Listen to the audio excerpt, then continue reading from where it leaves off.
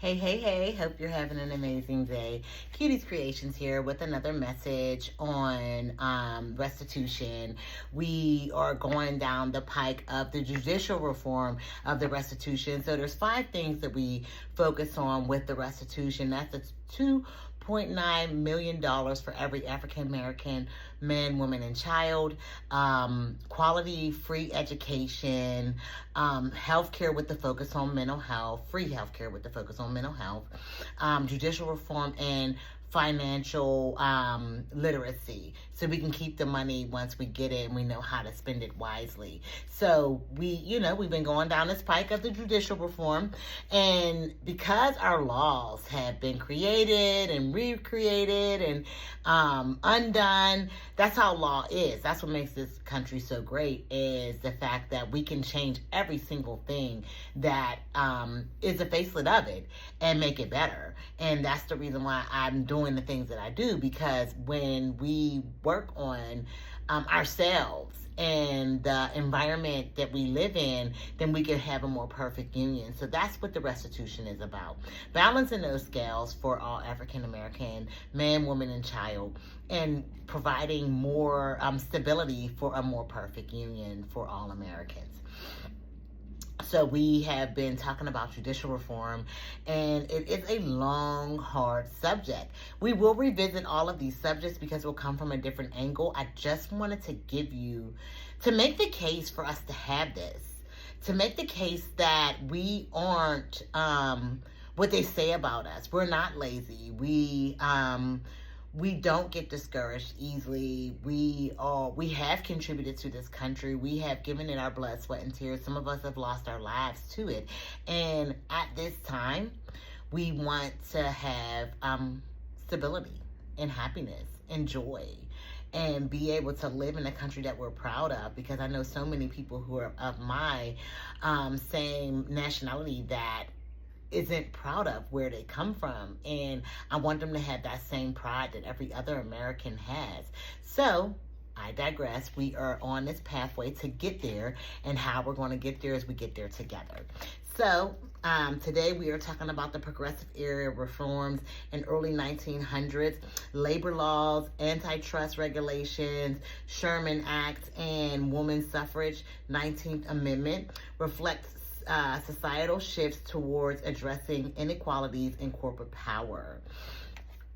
So, like I said, all of these laws and everything came out of the birth of us fighting for us to be free, us fighting for civil rights. When we started to stand up and do things, the law started to be shaped around that. Now, good or bad, like we seen the judicial system go against us, and then we seen the judicial system go for us. It all depends on who's in office, who's fighting for different things, and how bad do they want it.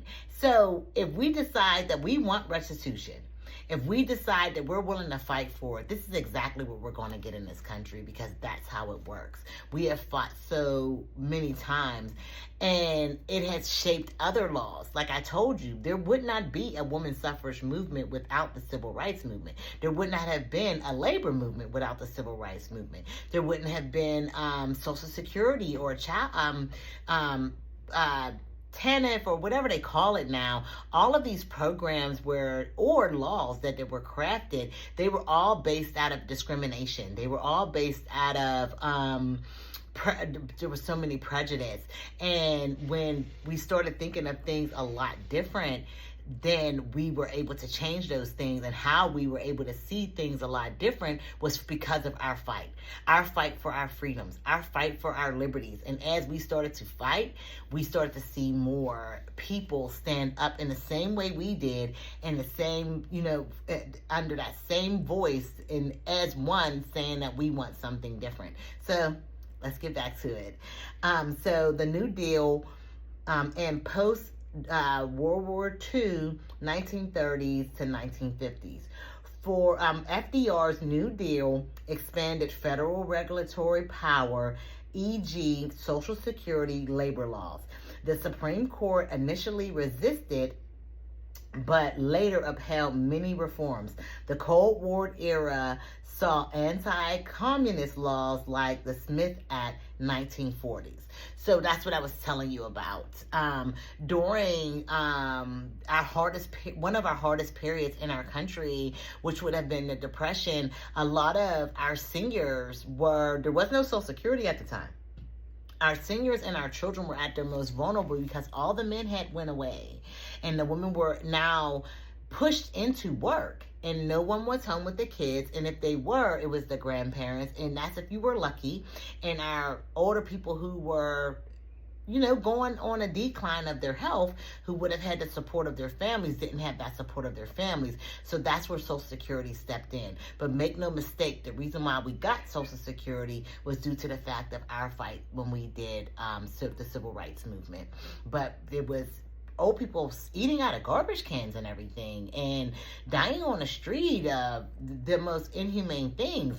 And when FDR decided to craft the Social Security, people thought he was crazy. But look how much it has helped people. People that couldn't save for retirement were taking pennies out of their paycheck to be able to have something at the end so they could retire with respect and dignity. They helped us build this country. They've done such a great job, and they should be able to retire at some point in their lives and not have to keep working. We all know what it's like to be tired and still have to work, because you still have to provide a roof over your head. You still have to do all of these things. So just imagine you getting towards the end of your life.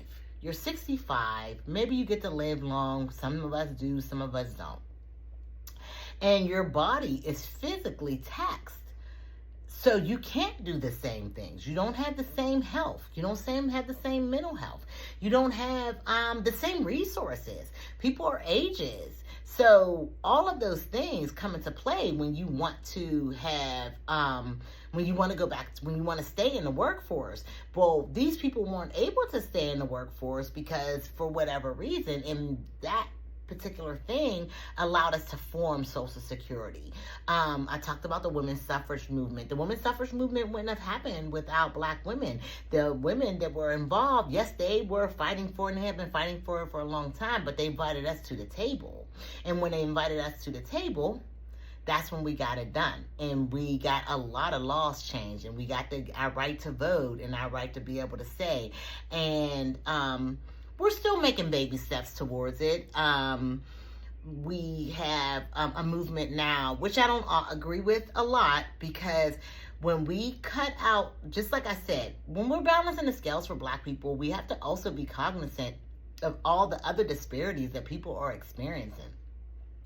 This balancing of the scales isn't just for Black women.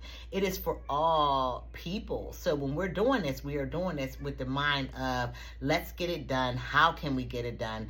And when we're getting this done, we're getting this done for all. So I want to thank you so much for your time and your energy. And I want you to please like, share, subscribe, and comment down below and let me know what you thought of this video. And have a great day.